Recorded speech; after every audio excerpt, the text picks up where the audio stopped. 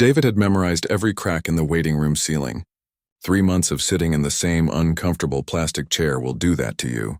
He knew which vending machine had the best snacks, which corner got the most sunlight in the afternoon, and exactly how long it took for the automatic doors to slide open when someone walked through them. Every Tuesday and Thursday, like clockwork, he showed up at County General Hospital at 2 in the afternoon. He'd sign his name in the visitor log, take a numbered ticket, and wait. The receptionist, a kind woman with reading glasses that hung on a chain around her neck, would give him that same sympathetic look. She never said much anymore. What was there to say? His father was on the 7th floor, room 714. David knew this because his younger brother had told him. He knew his father had been there since August, when a massive stroke had left him unconscious and unresponsive. He knew the doctors said it could go either way. But knowing these things and being allowed to see them were two very different matters. The problem was Linda, his stepmother. She had legal authority over visitor approvals, and David's name had never made it onto that list, not once in 3 months. He watched the big digital board on the wall. Names would flash across it, followed by room numbers. The Rodriguez family, please proceed to room 512. Jennifer Martin, your patient is ready in the ICU. The Patel family, cardiac care unit, 3rd floor, 1 by 1.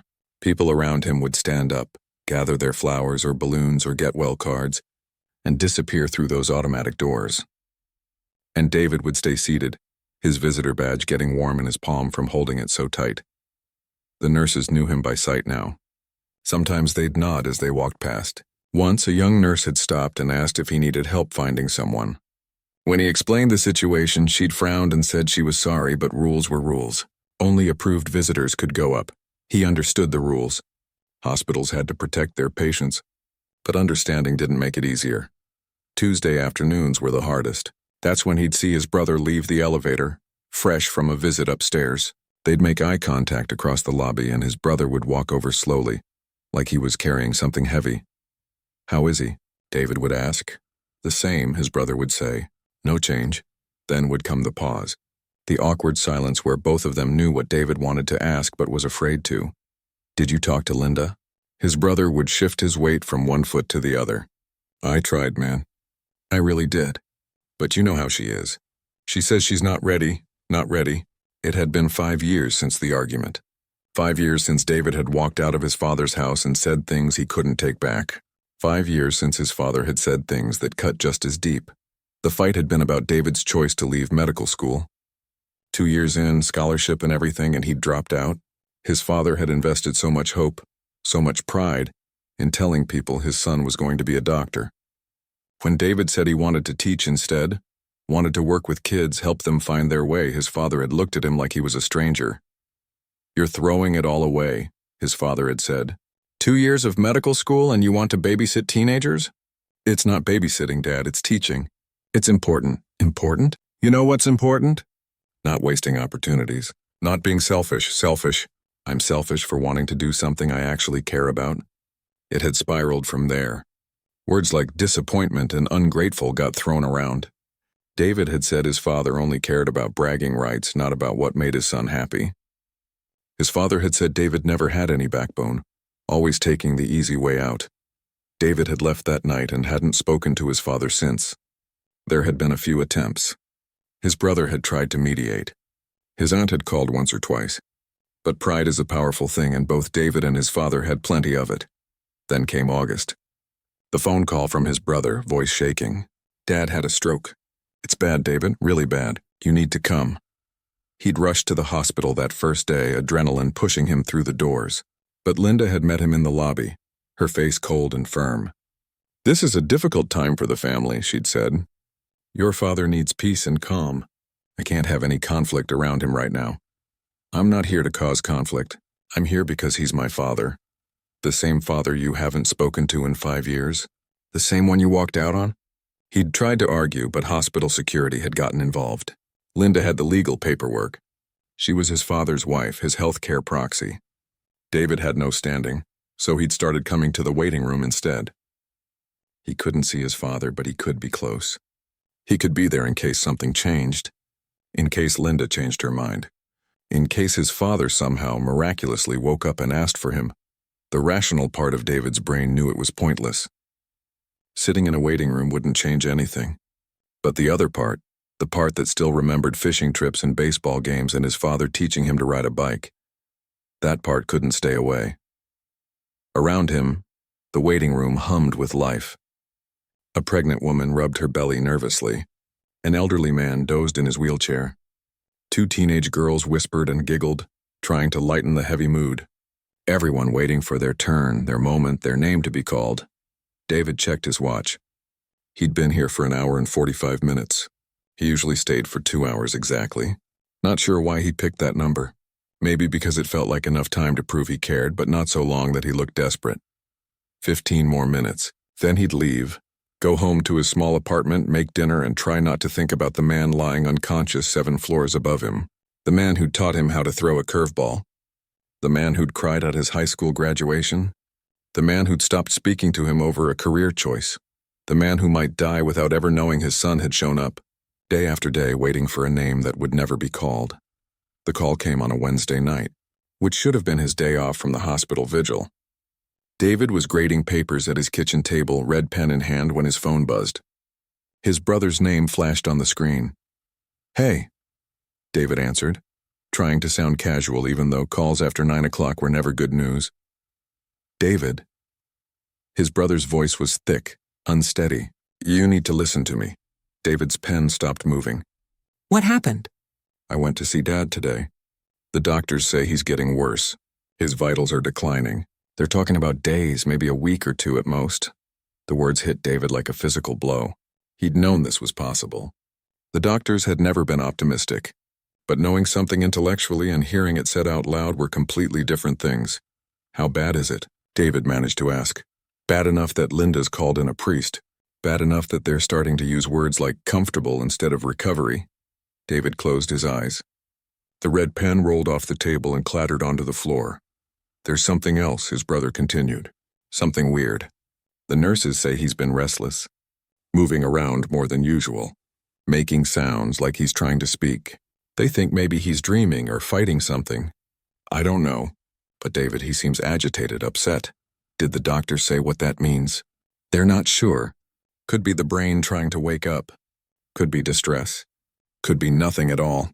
But I was sitting there watching him and I kept thinking that maybe he knows. Maybe some part of him knows we're not all there." The implication hung in the air between them. "You're saying he knows I'm not visiting. I'm saying I think you need to try again. Really try. I know Linda's been impossible, but this is it, David.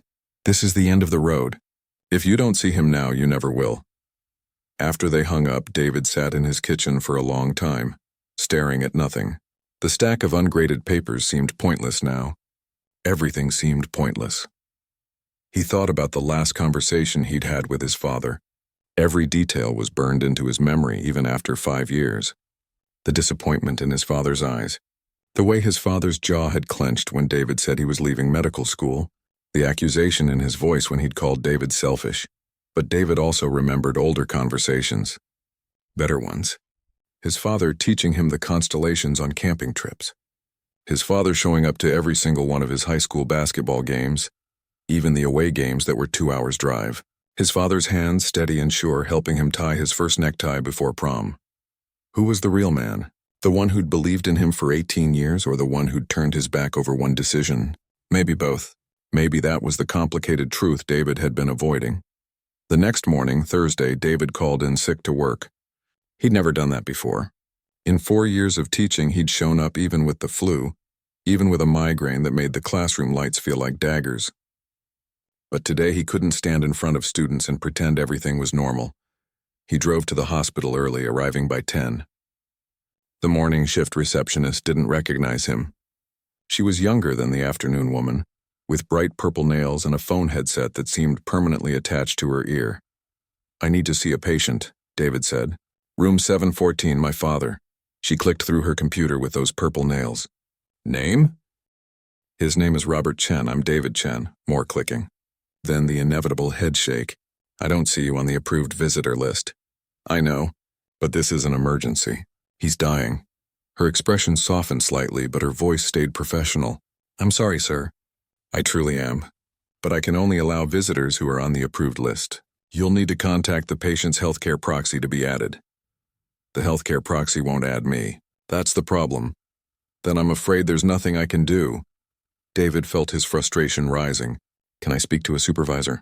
A doctor? Someone who can help? Sir, the rules apply to everyone. I don't have the authority to override the patient's designated contacts. He wanted to yell. He wanted to flip the desk over, storm through those automatic doors, take the elevator to the 7th floor, and damn the consequences. But he was a 30-year-old high school teacher, not a rebellious teenager. So instead, he thanked her quietly and walked back to the waiting room. The same plastic chairs, the same cracked ceiling. But everything felt different now. More urgent, more final. He pulled out his phone and did something he'd sworn he wouldn't do. He called Linda directly. She answered on the 3rd ring. Hello? Linda, it's David. A pause. Then her voice went cold. What do you want? I want to see my father, please. I know we've had our differences, but he's dying. You know he's dying. I'm asking you, person to person, to let me say goodbye. Person to person? Her laugh was bitter. Where was this person-to-person courtesy 5 years ago when you broke your father's heart? When you threw away everything he'd worked for? I didn't throw away anything. I made a choice about my own life. A selfish choice that devastated him. Do you know how many times I had to comfort him? How many nights he couldn't sleep wondering what he'd done wrong? David's grip tightened on his phone. And did you ever tell him that maybe, just maybe, I had a right to choose my own path? That his love shouldn't come with conditions? This isn't about conditions. This is about respect, something you never showed him. I'm showing him respect right now by being here, by trying to see him, by not letting pride stand in the way. Then where was that attitude 5 years ago? They were going in circles. David could feel it. Linda wasn't going to budge. She'd built a wall of justified anger, and nothing he said would break through it. Please, David said. And he didn't care that his voice cracked. Please, Linda, I know I can't change the past. I know I hurt him. But if there's any chance, any possibility that he can hear me, that he might know I'm there, I need to take it. I need him to know I'm sorry, that I love him, that I forgive him, and I hope he can forgive me. The line went quiet for so long that David thought she'd hung up. Then Linda spoke, her voice still hard but with something else underneath, something that might have been sadness. I'll think about it. Linda, I said I'll think about it. That's all I can promise. Now I have to go. She ended the call. David sat in the waiting room until 6 that evening. His name never appeared on the board. Linda never called back. As he drove home in the dark, David realized something. He'd spent 5 years being angry at his father for not accepting his choice. But in that same time, he'd never really tried to understand his father's side. Never tried to see the fear behind the anger. The fear that his son was making a mistake. The fear of losing connection with someone he loved. They'd both been stubborn. They'd both been proud. And now time had run out for either of them to be the bigger person. When David got home, he didn't grade papers. He didn't watch TV or scroll through his phone. He sat on his couch in the dark and cried for the relationship he'd lost. The father he might never see again, and the words that would die unspoken between them. Friday evening, David found himself back at the hospital. He hadn't planned on coming. Friday wasn't one of his usual days, but sitting at home felt impossible. At least in the waiting room he was close. At least there he was trying. The evening shift had a different energy. Fewer people in the lobby, dimmer lights. The receptionist was someone new, a middle-aged man who barely looked up when David signed the visitor log. David took his usual seat by the window and settled in, not sure what he was waiting for anymore. Around him, the hospital hummed its evening rhythm. Doctors in scrubs walked past, talking quietly. An elderly couple shuffled toward the elevator, moving slowly. A woman pushed a cart full of flowers, delivering arrangements to patient rooms. Life and death and everything in between, all happening under one roof. David was watching the automatic doors slide open and closed when he heard it. David? David Chan? The voice came from behind him near the nurse's station. A woman's voice, familiar in a way that made him turn around immediately. Standing there in a white coat, a stethoscope around her neck and a tablet computer in her hand, was Dr. Helen Morrison, his old medical school professor. The woman who'd taught his anatomy class, who'd given him both his highest and lowest grades, who'd written him a recommendation letter for his teaching credential program, even though he was leaving medicine. Dr. Morrison? David stood up so fast he almost knocked over his chair. She walked over, her expression shifting from pleasant surprise to concern as she got closer. I thought that was you. What are you doing here? Are you okay? For a moment, David couldn't speak. Seeing her here now felt like some kind of sign, or maybe just a coincidence. He wasn't sure he believed in signs anymore. It's my father. He's a patient here. 7th floor. Understanding crossed her face immediately. She'd always been good at reading people, at seeing what was underneath the surface. It's what made her such an effective teacher. I'm so sorry, she said. Is he going to be all right? David shook his head. No, he had a stroke 3 months ago. He's been in a coma ever since. The doctors say he doesn't have much time left. Oh, David. The sympathy in her voice was genuine. That's incredibly hard. Are you here visiting him now? And that's when it all came spilling out. The whole story.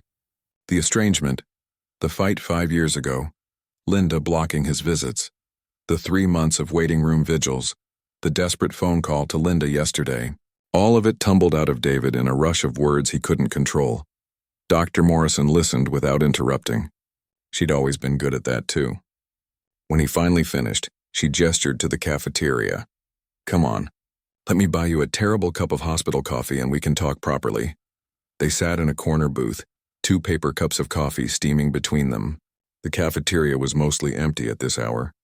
A janitor mopped the far end of the room. A nurse ate a sandwich while staring at her phone. I remember when you told me you were leaving medical school, Dr. Morrison said. You came to my office so nervous you could barely sit still. David managed a small smile. You were the first person I told? Before my father, before anyone. I remember asking why, and you said something that stuck with me. You said you realized you wanted to help people before they needed doctors. You wanted to catch them when they were young, when they were figuring out who they wanted to be. My father didn't see it that way. No, I imagine he didn't. She took a sip of her coffee and made a face at the taste. But David, what you did took courage. It's not easy to walk away from 2 years of medical school. The debt, the expectations, the identity you'd built. Most people would have just pushed through even if they were miserable.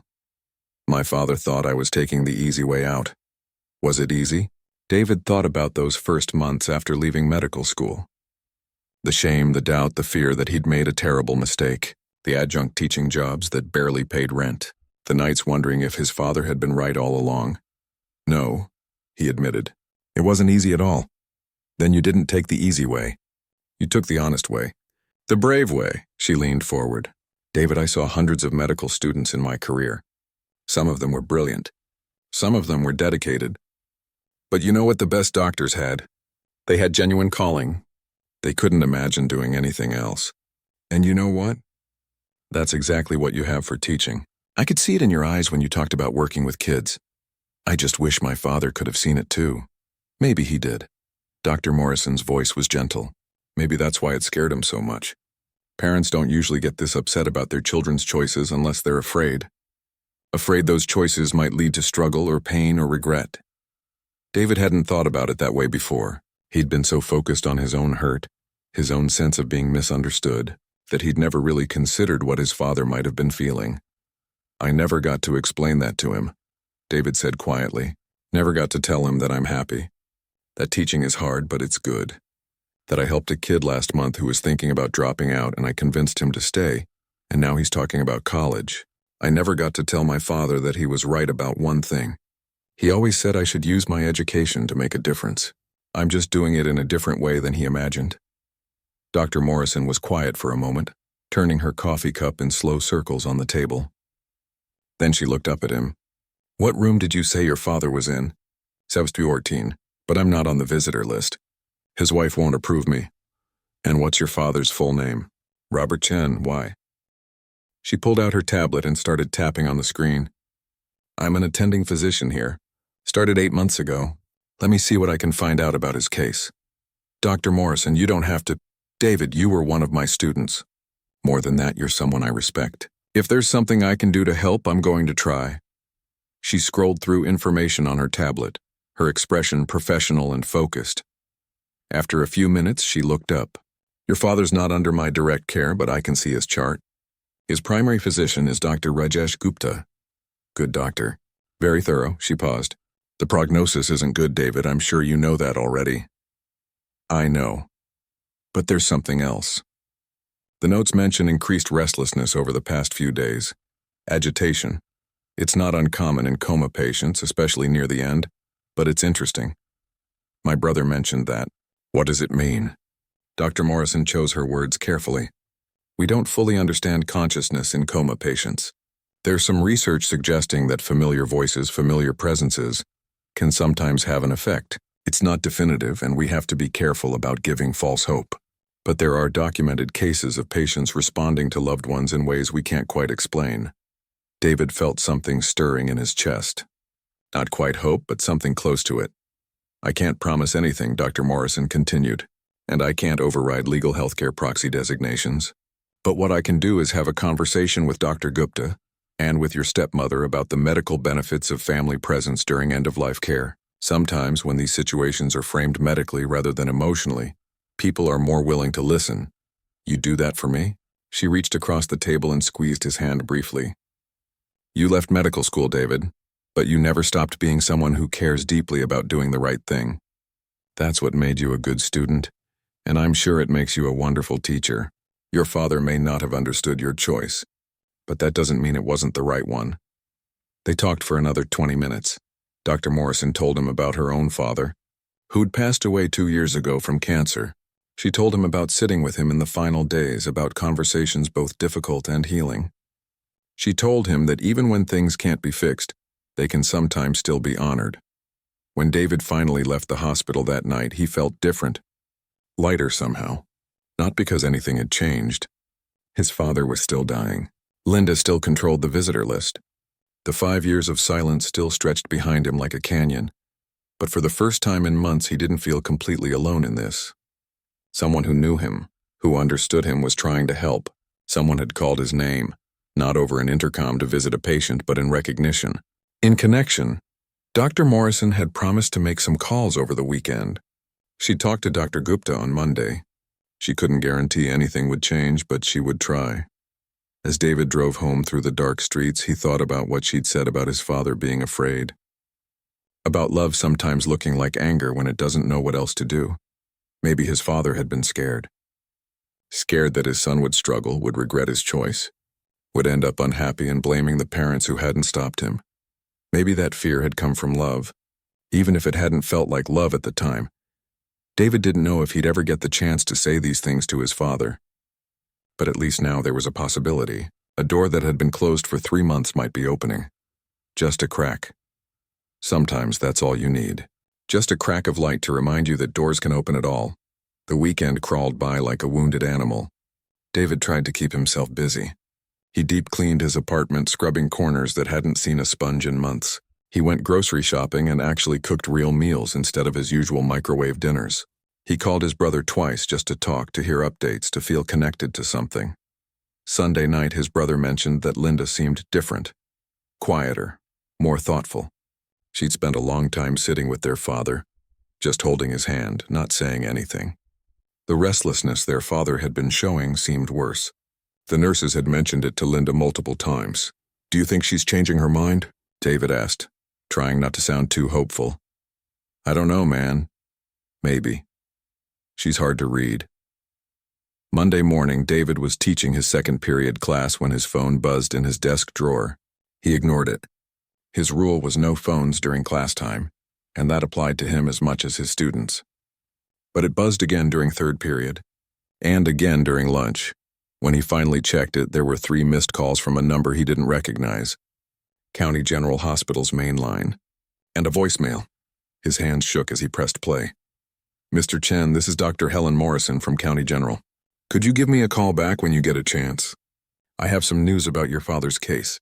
Thank you." David found an empty classroom and called back immediately. Dr. Morrison answered on the second ring. "David, thanks for calling back. I hope I'm not interrupting your teaching day." "No, it's fine. I'm on lunch." "What's going on?" "I spoke with Dr. Gupta this morning, and then we both had a conversation with your stepmother. I want to be clear about something first. I didn't pressure her or try to override her authority. What I did was present the medical research on family presence during end-of-life care. David's heart was pounding so hard he could barely hear his own thoughts. And I explained that there's substantial evidence suggesting that unresolved family conflict can sometimes manifest in coma patients as agitation or distress. I told her that while we can't make promises, some studies show that patients become more peaceful when family members have had the opportunity for closure. What did she say? Dr. Morrison paused. She was resistant at first. She's protecting your father, David, in the way she thinks is best. But I think when the conversation shifted from emotional territory to medical territory, she was able to hear it differently. Dr. Gupta backed me up. He's been concerned about your father's increased restlessness too. So what does that mean? It means she's agreed to a supervised visit. 1 hour in the ICU with a nurse present. She wants to be clear that this is being done for your father's medical benefit, not as a family reconciliation. David sat down hard in a student's desk. The plastic chair was too small for him, his knees bumping against the underside, but he didn't care. When? He managed to ask. Today. If you can make it. She said 4 o'clock. Dr. Gupta will be on duty then, and so will I. We'll both be nearby if you need anything. Today, David repeated, the word not quite feeling real. I know it's short notice. If you need more time to prepare. No, I'll be there. 4 o'clock. Thank you, Dr. Morrison. I don't even know how to thank you enough. You don't need to thank me. Just be honest when you're with him. That's all any of us can do in these situations. Be honest and be present. After they hung up, David sat in that too small desk for a long time, staring at nothing. Students walked past the open door on their way to class, their voices bright and unconcerned. The bell rang for 4th period. Somewhere in the building, someone laughed. David pulled out his phone and sent a message to the vice principal. Family emergency. Need to leave early. Can someone cover my last 2 classes? The response came back quickly. Of course, take care. Hope everything's okay. Everything wasn't okay. Everything was about as far from okay as it could get. But for the first time in months, David had permission to try to make it better. He went home to change clothes, though he wasn't sure why that mattered. He showered and put on a button-down shirt, the kind he wore to parent-teacher conferences. He wanted to look put together, respectful, like someone whose presence would help, not hurt. At 3:30, he was back in his car, driving to County General for what felt like the 1,000th time. But this time was different. This time his name would be called. He arrived at 3:45, too early, too anxious to wait at home any longer.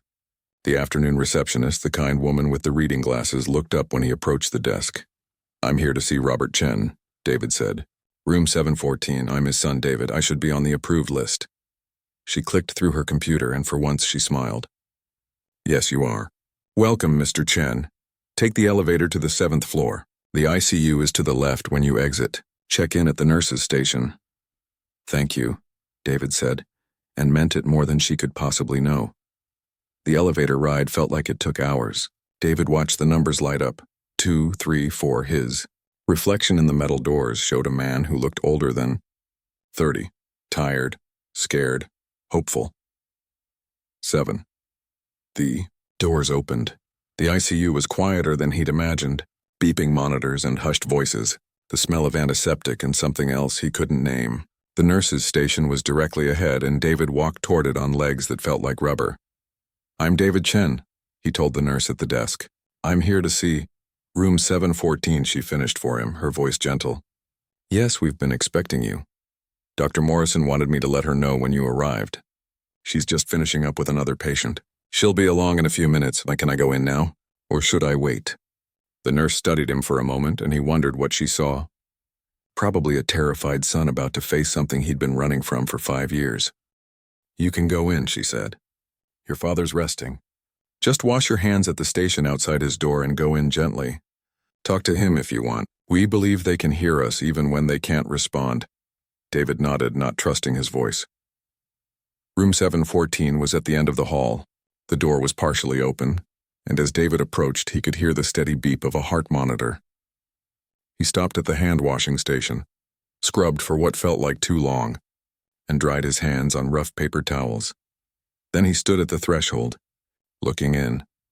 His father lay in the hospital bed, smaller than David remembered.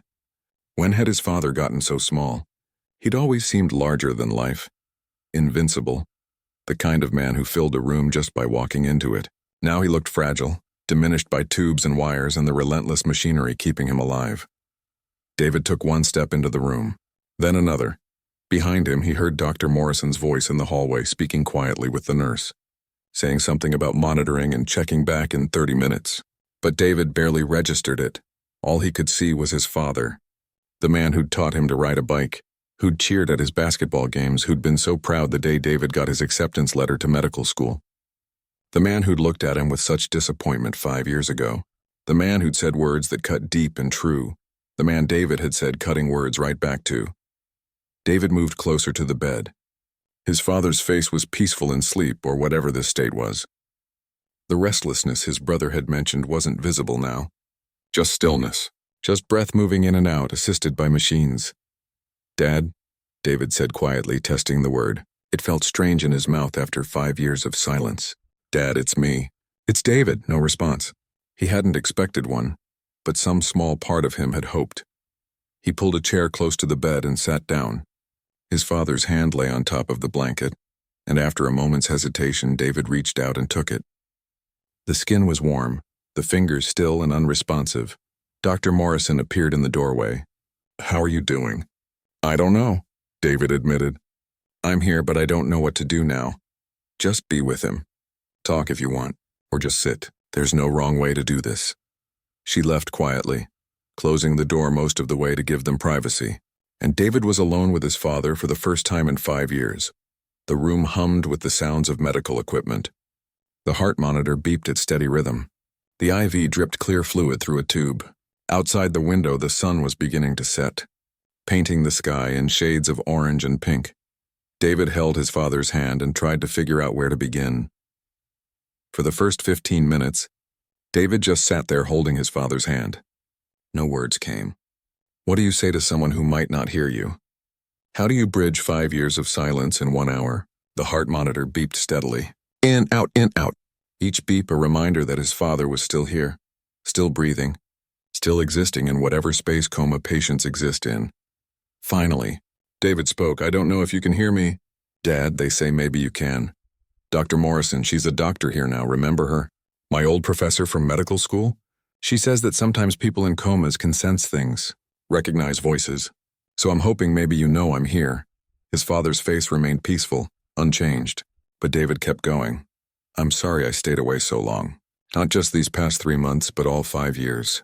I was angry and I was hurt and I was stubborn. I got that from you, you know. The stubbornness. Mom used to say we were exactly alike that way, and we'd both get mad when she said it because neither of us wanted to admit it." David smiled at the memory. His mother had passed away when he was 16, cancer taking her too young, too fast.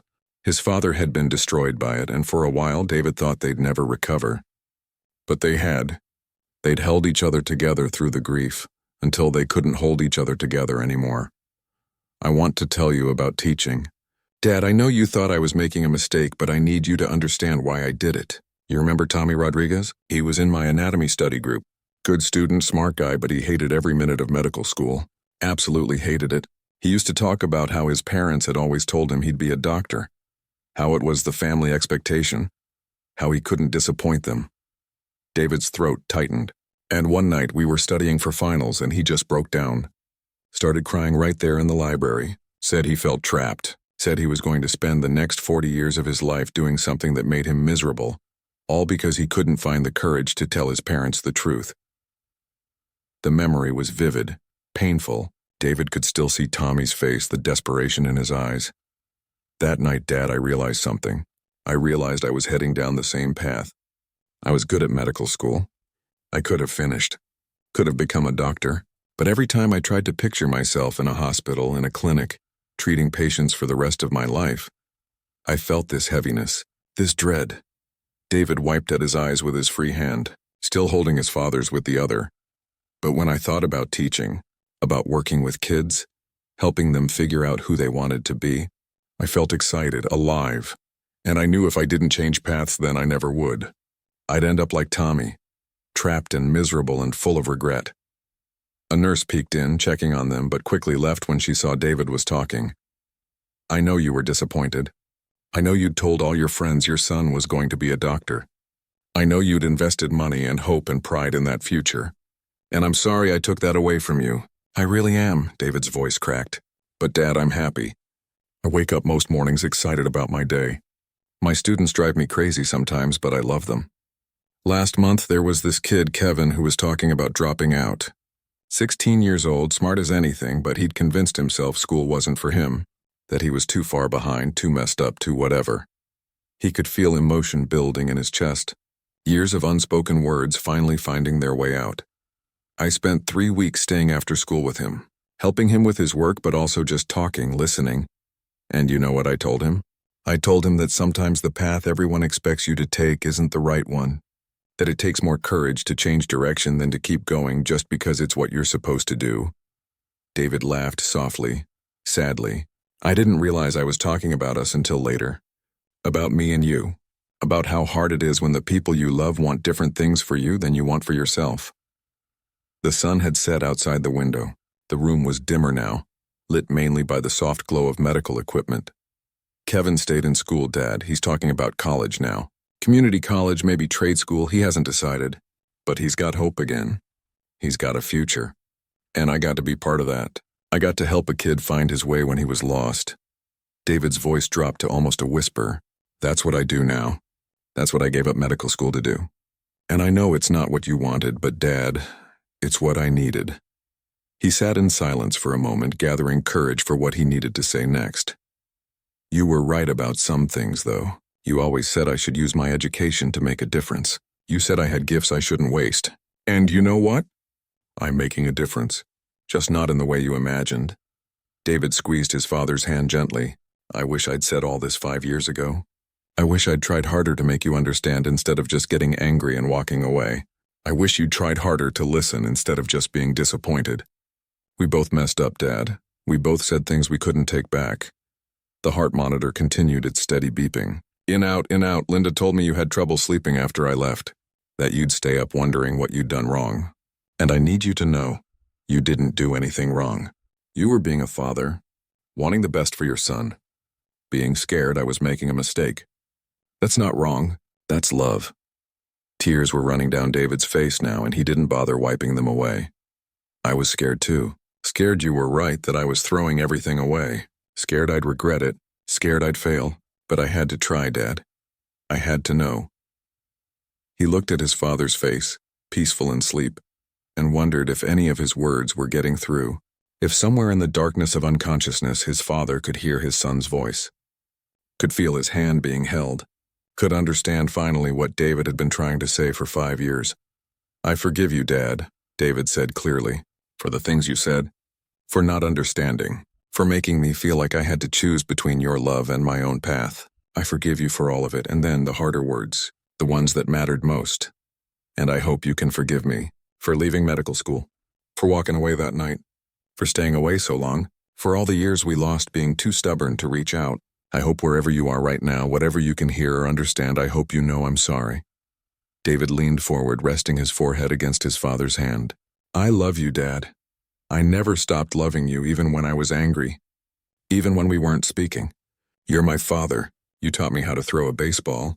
You stayed up all night helping me with my science fair project in 8th grade. You cried at my high school graduation. I remember all of it. I remember all the good stuff, not just the bad. Something shifted. David couldn't say exactly what it was, but he looked up and he could swear his father's face looked different. More peaceful, less strained. The lines around his eyes seemed softer. I'm going to keep teaching, Dad. I'm going to keep helping kids find their way. And maybe sometimes when I'm working with a student who's struggling, I'll remember that you struggled too. That being a parent is hard. That loving someone doesn't mean you always know the right thing to say.